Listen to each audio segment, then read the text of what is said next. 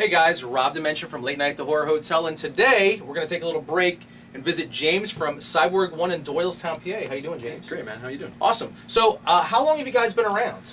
It's been 17 years now. We're lucky enough to have found our niche, and we've got a ton of customers, I guess, and people come from pretty far away. So yeah, I'm waiting for the 20th anniversary and hopefully the 25th Excellent. one day. Let me ask you some questions. We'll make it real easy. With the comic industry being very competitive, you know, there's a lot of comic shops all over the United States. What makes you guys stand out? What do you do different that, you know, might attract people to come visit your store over others? I think we just have a great community, if anything else. You know, it's just me and my friend Brian that work here. Everybody knows us. It's like where everybody knows your name. We do a lot of like events with the public. So we just got back from Free Comic Book Day. We did some sketches. You know, he and I are artists, and we have a bunch of artist friends in the industry. We did some sketches for kids, like head sketches at the library. Then we went here, did Free Comic Book Day, did our whole promotion. Then late in that evening, we went to the local theater just on the way, the County Theater, and did a little double feature where pretty much for a pittance, $5 or like free with purchase here. You could watch Teenage Mutant Ninja Turtles, circa 1990. Excellent.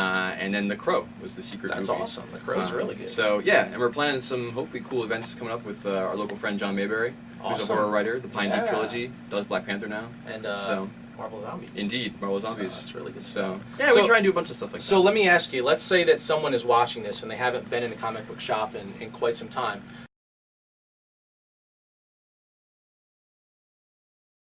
What do you think has changed over a little bit of a time in the comic industry itself? You know, are they gearing towards anyone in particular? You know, they're starting to branch out now where there's a lot more movies out, and the movies are blockbusters. What's your opinion about that? I think they're always like trying to do outreach.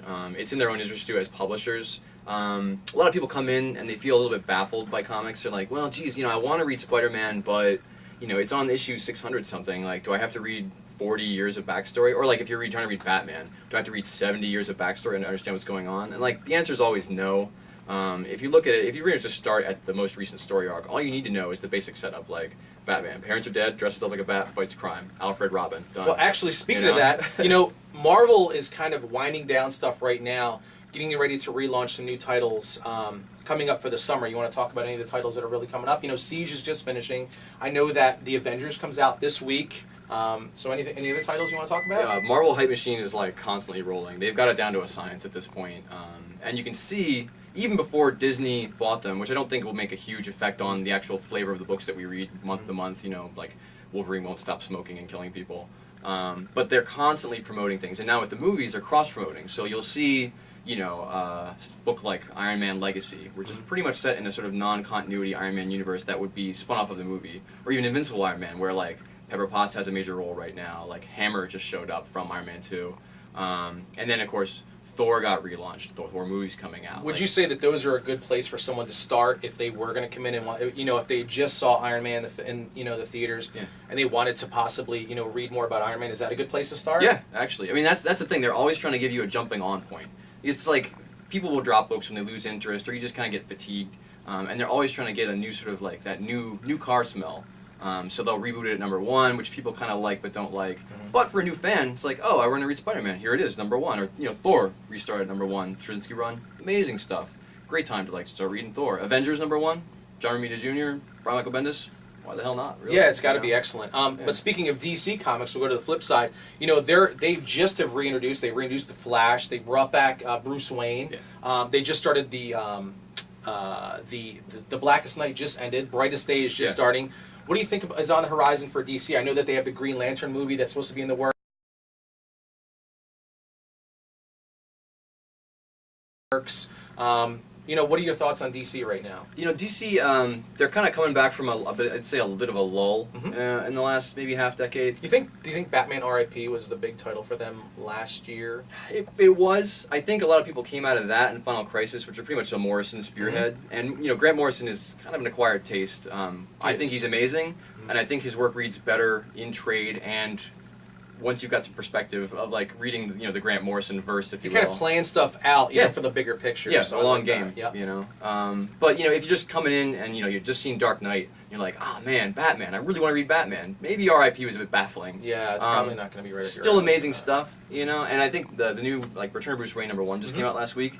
sick. It was sick. It had Anthro the Last Man, and or no, not the first man, I think, and Vandal Savage, and just like it was a caveman story. Caveman's.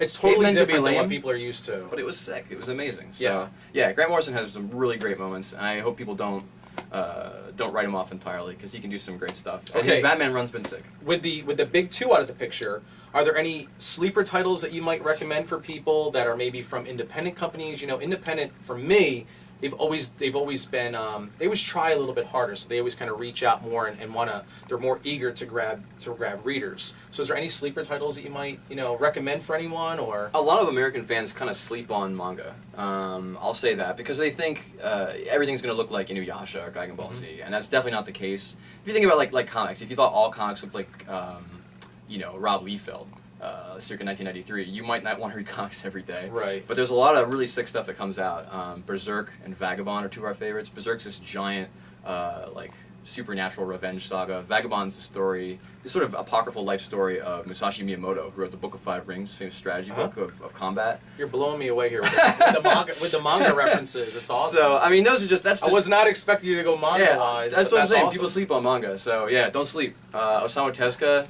basically the god thereof. Check him out. Guy made Astro Boy. All right, so with all that out of the realms now, what is like your overall favorite title, or what are you currently reading? What is it that kind of helps you go from week to week, to continue to read? Actually, strangely enough, or maybe not strangely at all, I really like Amazing Spider-Man.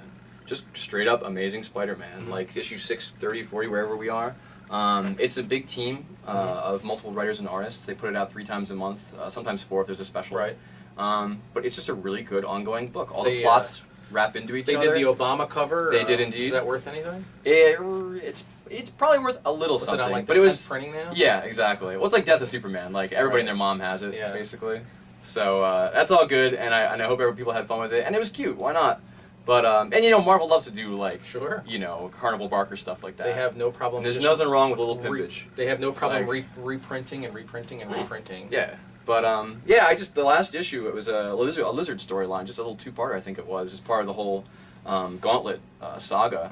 And no spoilers, but something really bad happened to a really good person, and it was sick. It was good comic books, Sometimes you like when bad things happen because it increases the drama, ratchets it up. All right. In closing, is there anything you want to say? You can plug your website. Check us out at www.cyborg1.com. Also, we're all over Facebook, making events and things like that, and we post up little comic dubs lately. I'll take a comic, take all the word balloons out, and just overdub it myself with some hopefully funny stuff and things like that. We just do stupid, silly stuff to have a good time, and hopefully you'll have a good time with us. James, thanks for your time. Thanks, sir. And this is Rob. Make sure you check us out at latenighthorrorhotel.com. And, we're always having new episodes out, and maybe you'll come out and see James. Or, if anything, visit your local comic book shop and, grab some comics and start reading again. Please do.